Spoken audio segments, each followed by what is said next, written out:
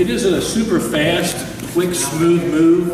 It works incrementally. Yeah. You take more and more control away from him, just incremental steps. You know, it's just like, you know, it's just like accretion or whatever you want to say. It's just slowly but surely, and all of a sudden he finds himself in a really bad situation. He's stretching his arm. So Eric's on the bottom, and you notice he's got, you know, kind of scoot around here, kind of scoot around your legs. This. He wants to scoot down. He's pulling my way. There you go. Can you see how he's got the legs tied up? Any way they got configured is fine. Okay, I mean, because Derek's gonna get this. What the key thing here is, when Derek's tied him up, he's gonna make sure he parks him, and he's gonna start, you know, wrenching this leg free as he can. Now if he can get this far, fabulous. But even if he can't, he can still, you know, he can still do this. Okay, well, we'll show the nice scenario here first, and if you can get that knee, but he's still safe, right?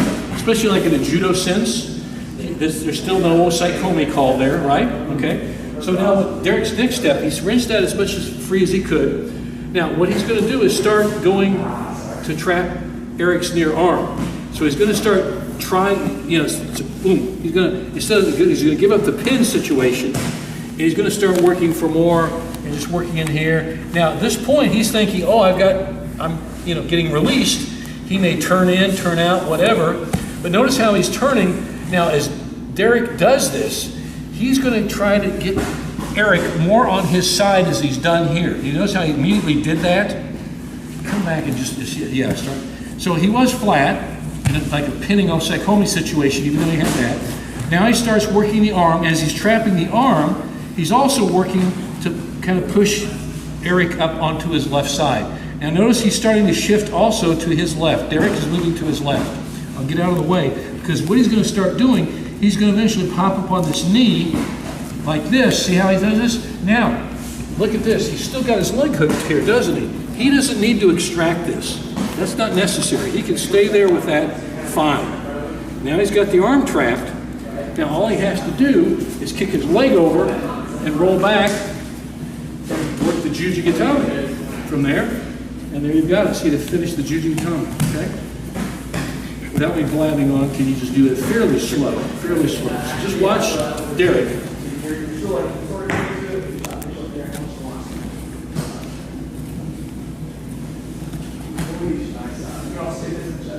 Now, one thing will come up from time to time. Do that again if you could. Same scenario. Now guys, if you want to kick your leg over sooner over his head, you can. If you feel that's a little safer thing to do. So as he's moving up and he's doing all this before and he catches this, now he might park him there and he might immediately kick his leg over his head. Yeah, before he goes back. There you go, like that. Now you could be that way. He could have his arms tied up so much that the time Derek would do that is if Eric's really got his arms really in tight and secure. So he'd have to get him over in a leg press situation.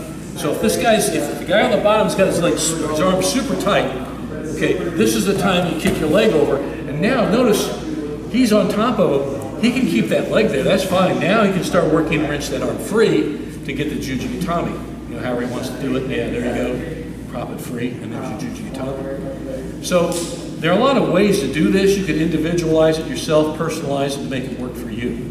Okay. Now, if you know, like go to the side, grab his leg. Oh, that's a nasty one too. Turn. There are all kinds of ways to wrench that free. Now, let's work, and I'll let you coach a little bit in a second here. Let's work the other scenario. If he can't get his leg really extracted very far, what you're going to do, you're just basically going to be doing splits on him. Okay, there's hardly any difference in the move. So when he starts moving up, and you notice that he can't get this leg, he's still got Eric on the bottom has still got, you know, the gis are the same color, but if you can see how he's got him up here on his thigh, his upper leg here, okay? He can still get this arm up. He doesn't, you know, doesn't have to have it really low. He can still get it here. What you're going to have to do is keep moving up there and quickly kick the leg over. And I'll get out of the way and roll back. And that's not a beautiful scenario, but it does work. It does work. Is it the prettiest Juji Gatame in the world? Yes, it is, because you know why? It's a tap. It's an ippon. It works. You get the tap out. That's why it's a beautiful thing. Beauty is in the eye of the beholder, everybody. Remember that.